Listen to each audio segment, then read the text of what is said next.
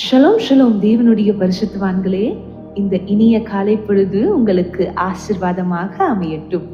லோகத்தின் பரனிலிருந்து உங்களது தினசரி தீர்க்க தரிசன நாளிதழுக்கு உங்களை வரவேற்கிறோம். திங்கட்கிழமை 7 தமோஸ் ஜூன் 22.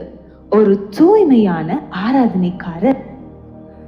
யோவான் 4:23-24. உண்மையாய் தொழுது கொள்ளுகிறவர்கள் பிதாவை ஆவியோடும் உண்மையோடும் தொழுது கொள்ளும் காலம் வரும், அது இப்பொழுதே வந்திருக்கிறது. தம்மை தொழுது கொள்ளுகிறவர்கள் இப்படிப்பட்டவர்களாய் இருக்கும்படி பிதாவானவர் விரும்புகிறார். தேவன் ஆவியாய் இருக்கிறார். அவரை தொழுது கொள்ளுகிறவர்கள் ஆவியோடும் உண்மையோடும் அவரை தொழுது கொள்ள வேண்டும் என்றார். இன்றைய வேத வசனத்தில் தம்மை ஆராதனை செய்கிறவர்கள் இப்படிப்பட்டவர்களாய் இருக்கும்படி பிதாவானவர் தேடுகிறார் என்று கூறப்பட்டுள்ளது. தேவன் ஏன் எதையாகிலும் தேட வேண்டும்? அதுவும் குறிப்பாக ஒரு ஆராதனைக்காரரை ஏன் தேட வேண்டும் என்று நீங்கள் கேட்கலாம். பெருமை நிறைந்த இருதயத்தோடு தேவனை ஆராதிக்கும் மனிதர்களும் இருக்கிறார்கள். அவர்கள் பாடும் ஸ்ருதி, சத்தம் மற்றும் இசை அமைப்பு ஆகியவை உங்கள் காதுகளுக்கு மிகவும் இனிமையாக இருக்கலாம். ஆனால் உள்ளுக்குள் அந்த ஆராதனை தேவனுக்கானதாக இருப்பதில்லை. வேத வசனத்தை மீண்டும் ஒரு முறை பாருங்கள். அது உண்மையாய் ஆராதனை செய்கிறவர்கள் பிதாவை ஆவியோடும் உண்மையோடும் ஆராதனை செய்யும் காலம் வரும் என்று சொல்கிறது. இதைத்தான் பிதா தேடுகிறார். உண்மையான ஆராதனையாளர். உண்மையான ஆராதனைக்காரர்கள் இருக்கிறார்கள் என்றால் போலி ஆராதனைக்காரர்களும் இருக்கிறார்கள் என்பதை நீங்கள் அறிந்து கொள்ளலாம். தேவன் உங்கள் ஆராதனையை ஏற்றுக்கொள்ள வேண்டுமானால் உங்கள் இருதயம் சரியான நிலையில் இருக்க வேண்டும். ஆராதனையின் போது நீங்கள் எல்லாவற்றையும் ஒதுக்கி வைத்துவிட்டு அவர் மேல் மட்டுமே கவனம் செலுத்த வேண்டும்.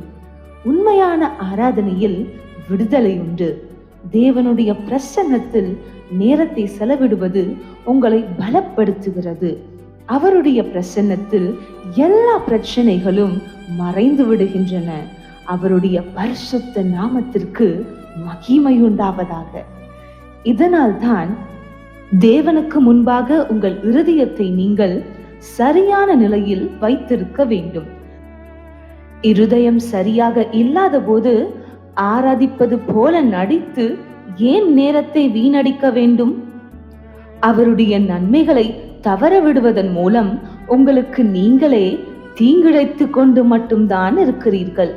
உங்களுடைய தாளந்துகளுக்கு பின்னால் உங்களை மறைத்துக் கொள்ளாதீர்கள். உங்களுக்குள் இருக்கும் உண்மையான ஆராதனைக்காரர் வெளிப்படட்டும். மனிதனை ஏமாற்றலாம், ஆனால் தேவனை ஏமாற்ற முடியாது என்றொரு பழமொழி உண்டு. தேவனுடைய வார்த்தை உங்களுக்குள் கூடிக்கொண்டிருக்கும் போது உங்கள் இருதயத்திலிருந்து தன்னிச்சையாக பாடல்கள் ஊற்றெடுக்கும். உங்களால் அதை அடக்கி வைக்க முடியாது. தேவனை ஆராதிப்பது ஒரு மிக பெரிய கணம். ஆராதனையில் தேவன் உங்களை சந்திக்கும் அடுத்த தருணத்தை தவறவிடாதீர்கள். உங்கள் இருதயத்தை அவரை நோக்கி திருப்பி அவர் மேல் உங்கள் அன்பை பொழிய தொடங்குங்கள். நீங்கள் ஒரு உண்மையான ஆராதனைக்காரராக இருக்க வேண்டும் என்பதற்காகவே படைக்கப்பட்டீர்கள். தீர்க்க தரிசன அறிக்கை. கர்த்தாவே, என் சுவாசம் உம்மை தொழுது கொள்வதற்காகவே உள்ளது. அப்பா, உம்மை ஆராதிப்பதை நான் நேசிக்கிறேன். என் இருதயம் எப்போதும் உமக்கு முன்பாக சரியானதாக இருக்கும். பிதாவானவர் ஒரு உண்மையான ஆராதனைக்காரரை தேடிக்கொண்டிருக்கிறார். அவர் எனக்குள் ஒருவரை கண்டுபிடித்திருக்கிறார். தேவனுக்கு ஸ்தோத்திரம்.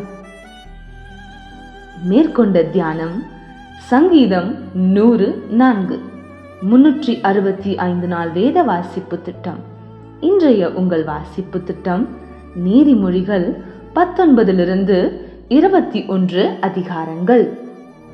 அன்பான பரிசுத்தவான்களே, நீங்கள் பிரகாசமான மகிமையில் ஜொலிப்பதற்காக படைக்கப்பட்டீர்கள். தேவன் யார் என்பதன் அற்புதமான உண்மையை வெளிப்படுத்துவதற்காக உங்கள் வாழ்க்கை படைக்கப்பட்டது. அவருடைய ஒளி உங்கள் வாழ்வில் பிரகாசிக்கட்டும். மேலும் கர்த்தருடன் இணைந்து ஒரு அற்புதமான ஒளியை உருவாக்கும் செயல்முறையை அனுபவித்து மகிழுங்கள். இன்று உங்கள் மீது கூறப்பட்ட தீர்க்க தரிசன வார்த்தைகள் உங்களை உற்சாகப்படுத்தி பலப்படுத்தட்டும். ராஜாவாகிய இயேசுவின் நாமத்தில் ஆமென்.